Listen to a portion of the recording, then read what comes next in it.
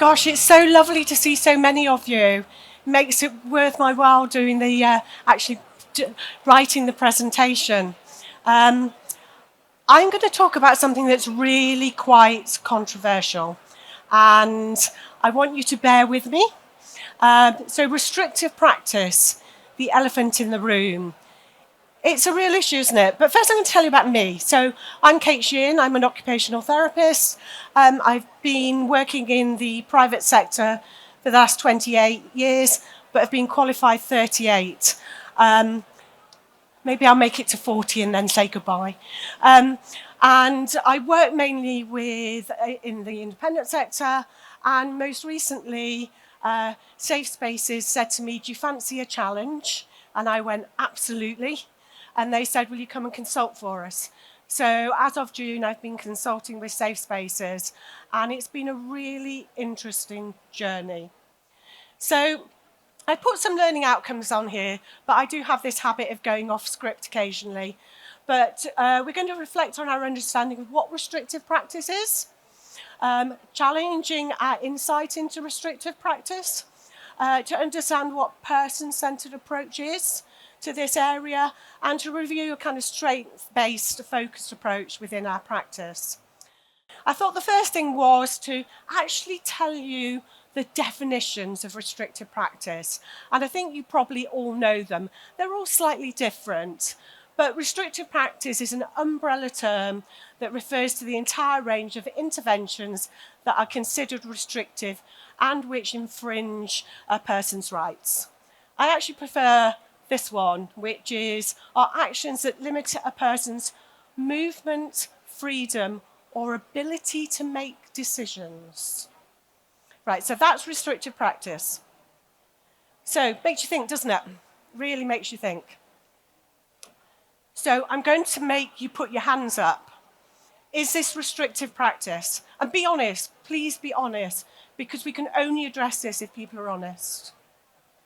Is a safe space restrictive? Thank you for your honesty. I think it's really important for us to look at it and understand it. So if you think that's restrictive, and I think probably more of you think it is, are these restrictive? Yeah, they are, aren't they? You know, if you put somebody in a tilting space, that's restricting their freedom of movement, isn't it? But do we get so upset about this than we do a safe space? When we put a child in a wheelchair with a 5-point harness, is that restricting their movement? It absolutely is, isn't it? And the seat for a child, or the one that I really find interesting, a pea pod. Does anybody use pea pods? Really restrictive, restriction movement. But there's not so much of a controversy around those products as in relation to a safe space.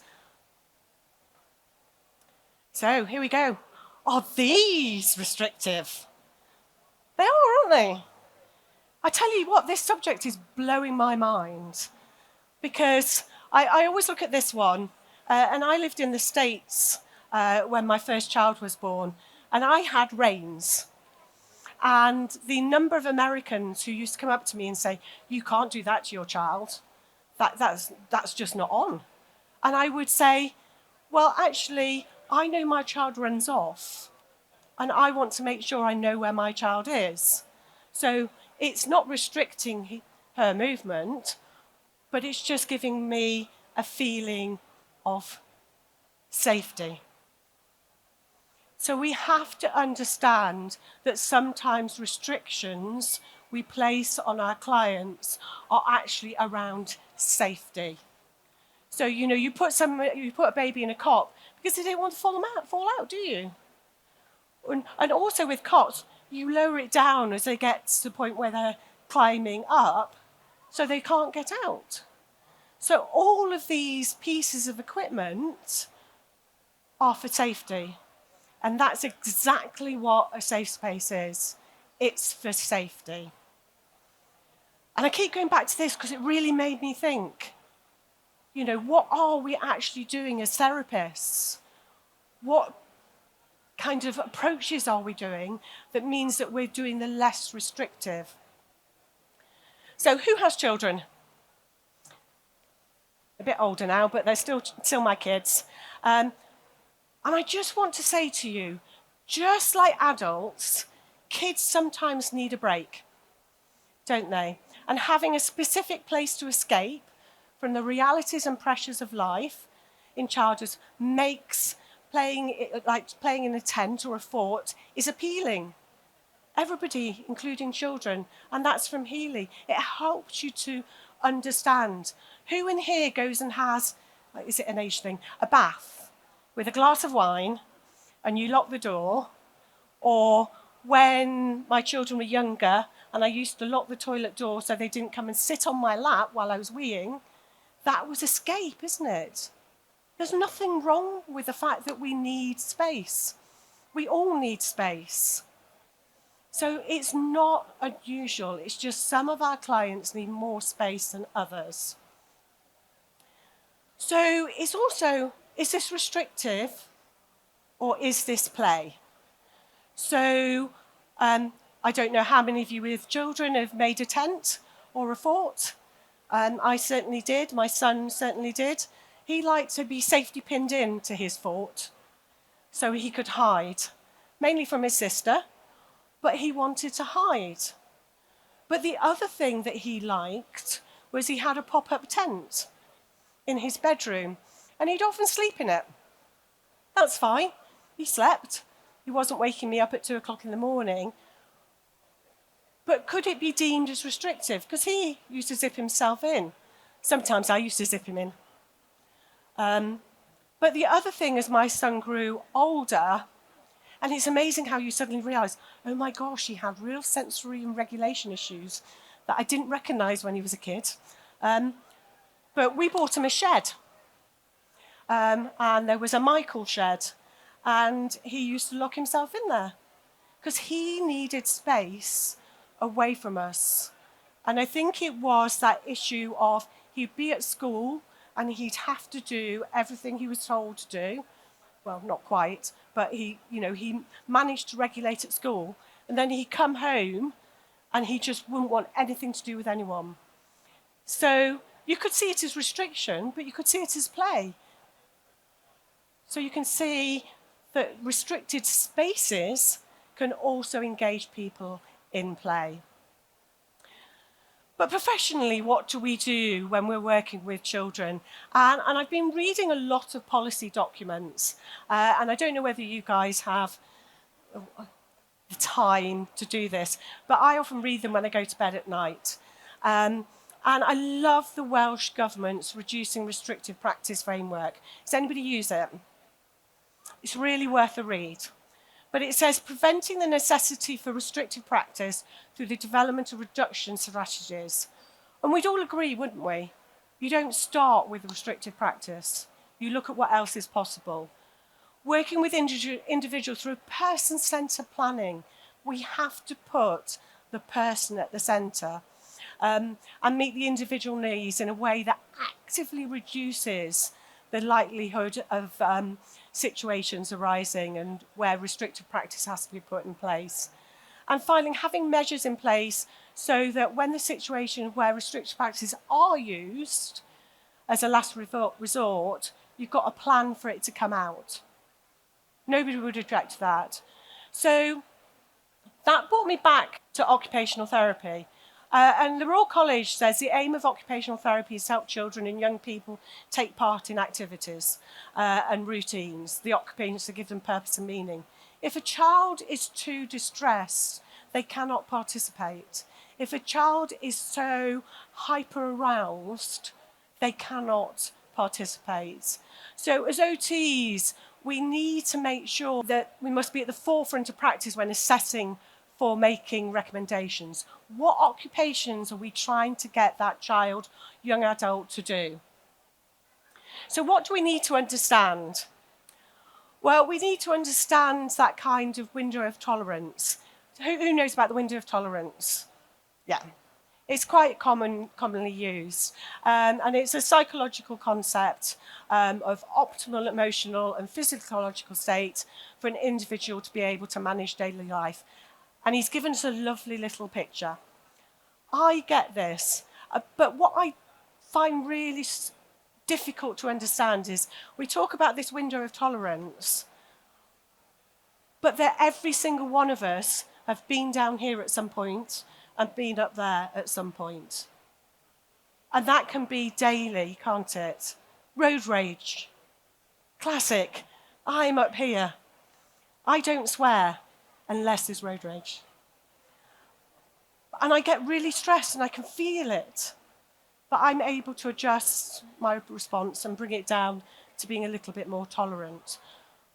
But all of us are not, I would say none of us stay within that window of tolerance. We all go out of it. It's just that some of our clients struggle to actually keep that kind of within a range that they can manage and carry out the things that they want to do. And be part of the family. So regulation is the ability to manage one's emotions, behaviour and attention in order to stay flexible and make thoughtful choices and achieve goals. We all do it. It's nothing unusual.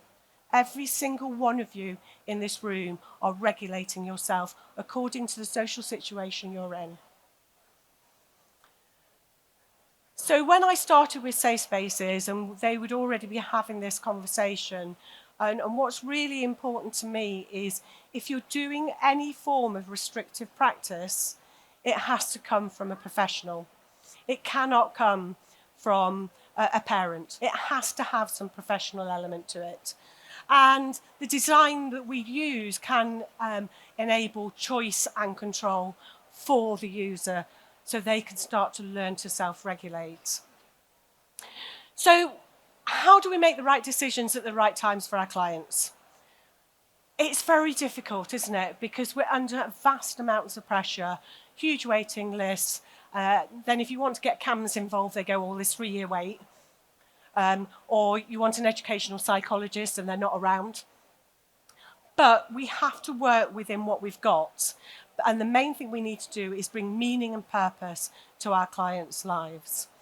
So for me, a lot of it is about just listening, observing behaviour. Have any of you been in a visit where you've seen a child and the child is lovely, but they're hiding behind the sofa? That's regulation. They're finding it all too much and they're hiding behind the sofa.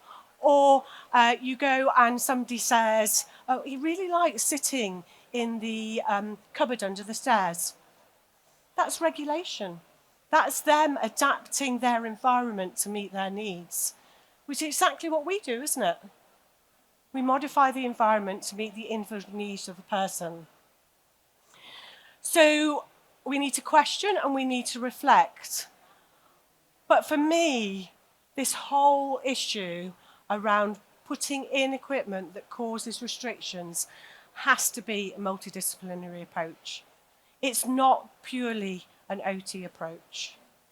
Everybody has to be involved because what we want to aim to do is do the less restrictive option. So we need everybody to be involved. And that includes the family. And where possible, if the client can articulate the client as well. So to be able to understand our client's needs, we need to work together. And the only way forward is a multidisciplinary approach. So I've been looking at this and I thought, deprivation of liberty. Now bear with me, because I know deprivation of liberty is for adults or 16, rising up to adults. But actually the way they process things is really good. So we can use it for children and we can use it for adults. So if you look at it and you go, the equipment we're putting in, and that could be a safe space, a P-pod, whatever is restrictive, is it in the best interest of our client? Is it proportionate? Have we looked at other options? We haven't jumped with, I want this, or this is the solution for me. What is the least restrictive option? Assessment of capacity. Even though a child in theory, doesn't have capacity because the parent has parental responsibility, they can make decisions about their own life. And as they age, we should be going, can they help us in making the right decision for them at the right time? Involvement of parents and guardians, and for me, this safeguarding and risk assessment. Because often we get where you can lock them into a safe space and zip tie them in, and that's a safeguarding issue. Absolutely it is. But do you ask exactly the same question when you're putting in a wheelchair for postural support, a seating where you're strapping somebody in, a shower chair? So what I'm trying to do is you've got to be proportionate about what we're doing and why we're doing it. So, and do risk assessments. Is this the right thing? What does the parent talk about? Are there any issues? Are there any safeguarding issues? And document it, which is this: we have to document what we're doing. I always go back to a barrister that I knew very early on who said to me, Kate, I know you're in court today, but one thing you must always remember, if you haven't written it down, it didn't happen. And that stayed with me for years and years and years. So document and justify why you've done things. It's really important. And it's also in our professional standards. How soon after a visit should you document? 24 hours? So we should be documenting straight away. And then it's a recommendation of provision of an adaptation. I'm going to add a little one extra on here. Plan for removal. When you're talking about safe spaces, I will always say, what are we going to do to enable this person to regulate, which means in a year's time, it can be removed. It might be 2 years, but you have to plan for removal, because otherwise the family, when you go in and say, oh, let's look at moving it, it's very difficult for them to let go. Whereas if you've spoken to them from the beginning, this is a temporary solution, we're looking at regulation, and then we're going to go from there. But we will always plan for removal. And, you know, where does a safe space sit within the funding? Oh gosh, I tell you what, I've had so many conversations with OTs over the last few months. It is a fixed piece of equipment, therefore it does sit within the Disabled Facilities Grant, and it comes under making the dwelling safe for the disabled occupant and for those around them, which is again really important if you have a child with behaviours of concern. So it does sit very nicely. That foundations agree. I don't know whether Rachel's here, but thank you, Rachel. So it sits within the DFG. But should it stop there? Absolutely not. It shouldn't stop there. And this is where I think we really need to get better. We need to regularly review a safe space. It's that annual review, just like you would review hoisting or slings, we need to review. We need to reassess, because children learn to regulate, don't they? So why would we keep something in place that's not necessary? Again, you're going back to that safeguarding and risk assessment, documentation, and removal of the adaptation when it's no longer needed. Isn't that wonderful? That you can remove something because a child is able to regulate themselves. So, people have often said to me, you're depriving somebody by putting in a safe space. And I said, well, no, not really, because you can put things in a safe space. We can turn it into a sensory space. We can turn it into a sleeping space. It's not occupational deprivation. It's specifying quick strategies that limit. We are, however, providing a safe environment is not occupational deprivation. It's just reducing the risk and providing a safe space. We need to provide choice and control. So I've got a challenge for you. We need to change the language. If you use the word restriction, it's seen as negative. So we need to stop that. We need to stop using restrictive. We need to talk about regulation. This is about a product that allows regulation. Just like your wheelchair allows you to actually sit and maintain your posture. It's restrictive, but there's other things. So we need to talk about regulation. It's positive, it's personal, it's about developing coping skills and maximising occupational performance. And we need to talk about safety rather than restriction, because again, it's positive.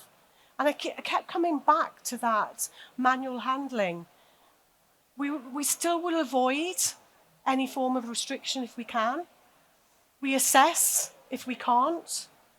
We reduce the restriction as much as possible, and we constantly review what we've done. And I am acutely aware that statutory services have limited funds. But you need to review anything, any equipment, any adaptation that's restrictive.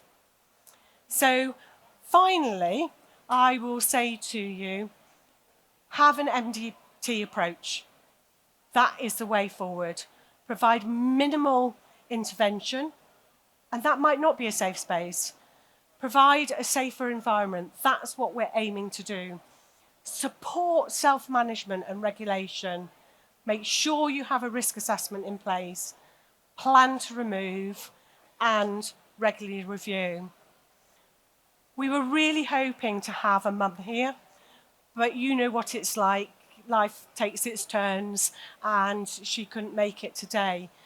But she said to me on the phone, when a child is safe and more emotionally regulated, the whole household benefits.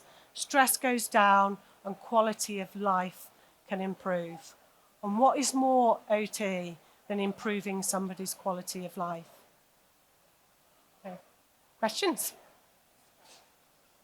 And please don't do stunned silence. There's a lady with a mic. Where? Hazel, what's... So the question is, how often would you review? Again, it's very personal, isn't it? I would say minimum 6 months. But if you think it's going to be a bit longer, annual. But I would also talk to the schools and say, if you've seen any improvement in regulation, can you let us know? And then we might review earlier. Yeah. Policy-wise, I would put minimum 6 months. Anybody else?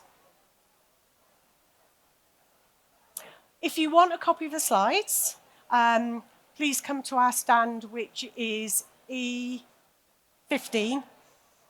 Should remember that. But also, the other thing I just wanted to mention is we're going to put together an academy, so online resources.